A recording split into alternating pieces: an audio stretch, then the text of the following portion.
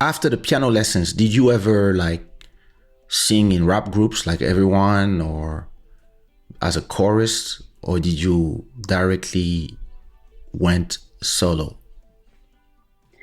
I was pretty much most of it solo. Just sitting in my room and listening to CDs and cassettes, and just mimicking artists like over and over, training my range, training my vibrato. Like I really like honed in on how Whitney Houston would sing, how Mariah Carey would sing. What is she doing Wow. with her tongue? How is she creating these sounds? So I By really yourself? studied them by myself, just in my room. I drove my parents crazy because it would be like you would hear a song a million times just because I'm like playing it, imitating, going back, doing it over. Like almost very obsessively like training and it's funny, nobody really believed in me being able to sing one day. I was just like, fuck it, I'm believing it in myself. I So feel that, you yeah, wanted like to even be, though my father was supportive, but it was not like they were seeing, oh yeah, she's going, like she can sing, we need to do this and that. It was just like whatever you want to do, we'll support it, but at the same time it was an inconvenience hearing all this noise all day from my room, you know. most parents And are scared of yeah, their children being artists yeah. because there's, like we say in French, beaucoup d'appelés, peu d'élus. A lot of Hmm. people get the call and not everybody is Hmm. elected. So there's a lot of broken Hmm. dreams and Right. even when your dream happens, it's a ruthless environment most of the time Business, because yeah, absolutely. because of the business part. So Hmm. is your first album your the first time you went in the studio, or you were already singing Hmm. before in Germany? I was, yeah, so past singing in my room, I was working at a kiosk because I started working at 15 because my parents were like, if you want to buy luxuries, you need to be able to afford them yourself. So you got to work. So I was working at a kiosk. And then one of the clients heard that I sang and he was like, so I have the song I want to create. I have a daughter that I am trying to find and I want to create a song for her. And he was part of this rock band of like old guys.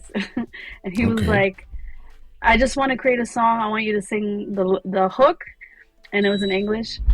Okay. And I recorded, and it was a cute song. And then in the same breath, I guess they liked my voice, so they invited me to come weekly to the rehearsals just to like play rock songs. So that Oh, was my nice. first experience to just rock with these like 40 plus old men. You know, my father would come with me, of course, because he was like, yeah, You were you're not 15. going by yourself. Yeah, I was 15, so he went with me. And it was fun. It was fun to hang out with these old dudes and just playing like rock music. But did And they ever uh, become famous, those people, or it was just, no, it was just hobby. It was just them and it in the was still in basement of Bremen? this was in Bremen, yeah. This was in Bremen. And that was just my first experience really to like sing with, a microphone and actual live instruments and it was fun. I loved it. I didn't care if it was with these old guys. I was just happy to be able to sing and have an outlet. And then and my like I was like 17, 18. I had changed schools and there too, I guess I was slowly getting a reputation as a singer. And then one of the dudes actually was part, like he rapped and was part of a label, a local label, and was like, I would love to have your voice on a song of mine.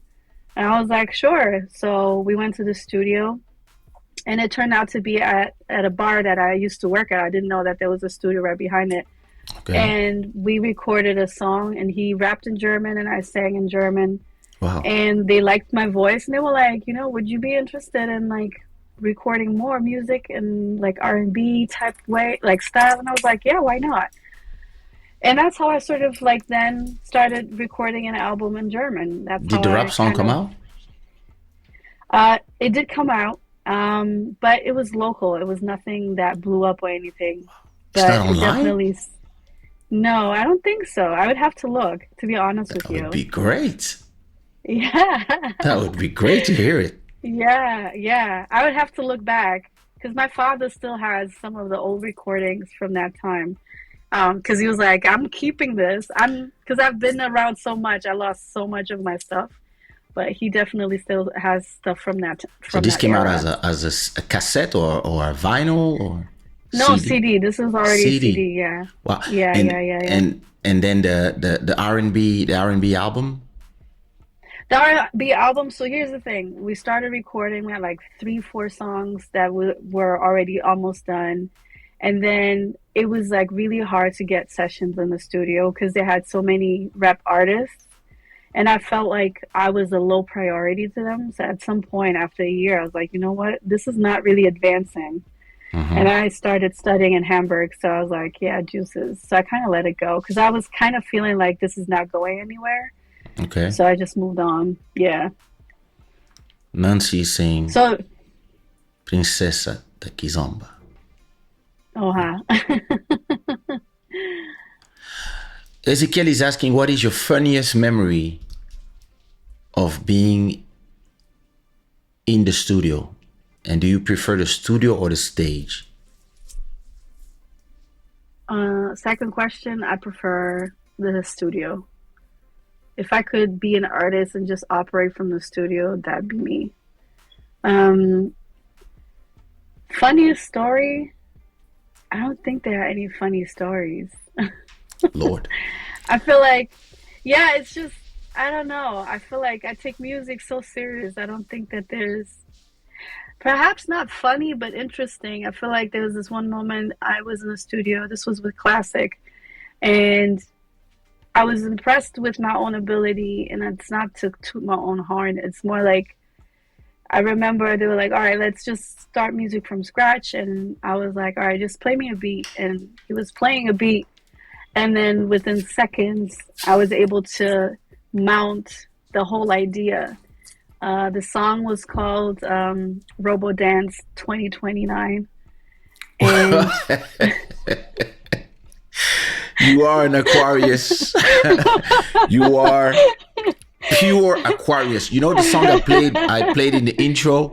You know what the name of the song is? what is it? Orgasmotron. So yeah. Hilarious. But yeah, it's like, it just came to me. It's like, Robo Dance, 2029. And it was just like, and then after a while, Erzan was like, okay, I think I have the notes. And then he would play the notes. And then I would like create different melodies for different sections. And then just like, it was like a 7 minute song. And it's so improvised. And it was such a cool vibe. As a musician, we were like, we even shot like a mini video, like right then and there, Wow. because we were just so hyped with how the song felt, you know? Yeah. But Where's I the think video? that's sort of like, I was looking for it and I can't find it. Because that laptop, yeah, that laptop, I went back in, you know, because it was a shot with, what is it, the Booth app on the Mac. Ah, yeah, You yeah, know how yeah, I yeah, yeah, had the, yeah. Yeah, Booth. Yeah, I that's how we remember. shot it. So when Oh. I went back, I could like it wasn't there, and then I had to look Hmm. at like my backups, and I can't find it for shit because I really Wow. wanted that video. I had like short, like I had like a bop, and I was like so like in. We were all vibing. We were so young too, because it was like right.